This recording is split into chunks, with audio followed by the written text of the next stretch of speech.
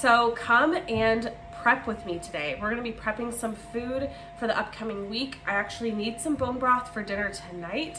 I'm doubling a recipe, one of my favorite recipes from the blog. It is a veggie packed meat sauce. So if your kids are finicky, or maybe you're finicky with vegetables, this is a way to really easily cook up some veggies into a meal, and you just blend it up into the sauce and then it's totally hidden.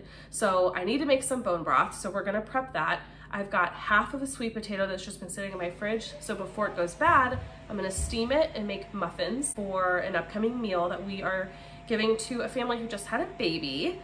I actually already made some ranch dressing, but I will link the recipe below for my favorite ranch dressing.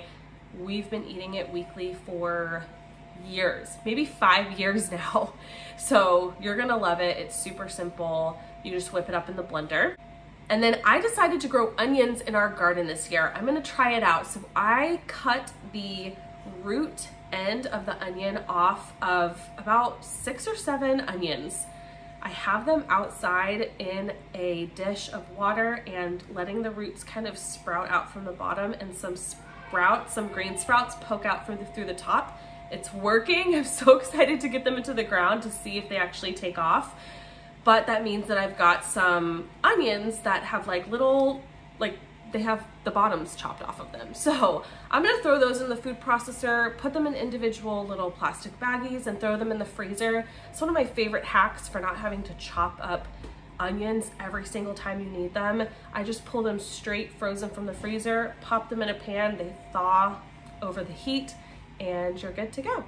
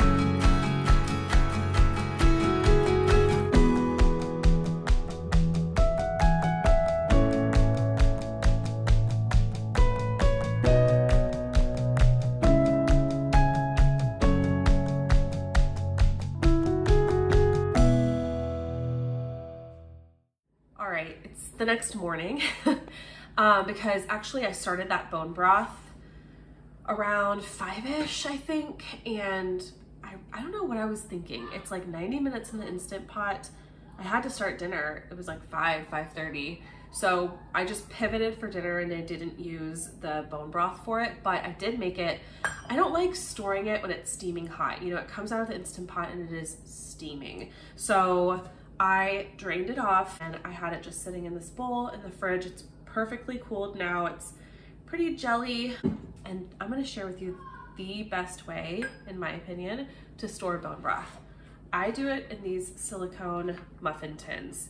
This is perfectly 1/3 cup, and so it makes it really easy to just grab what you need, because oftentimes, unless it's the middle of winter, I'm not making big batches of soup where I need cups and cups of bone broth, right?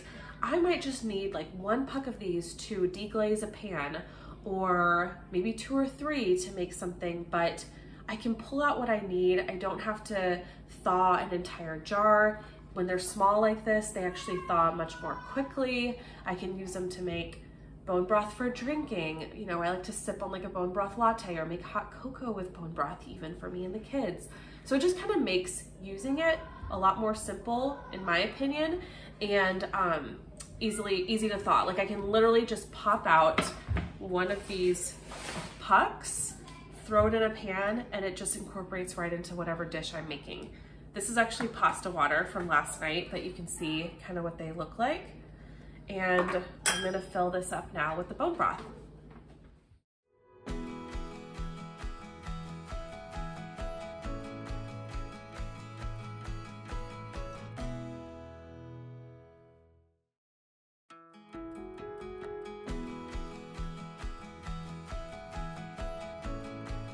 Well, I hope that you guys liked seeing a little bit of me prepping food for our family. Some things that we have, like the bone broth in the freezer for a while, and some items like the muffins that we used up within a day.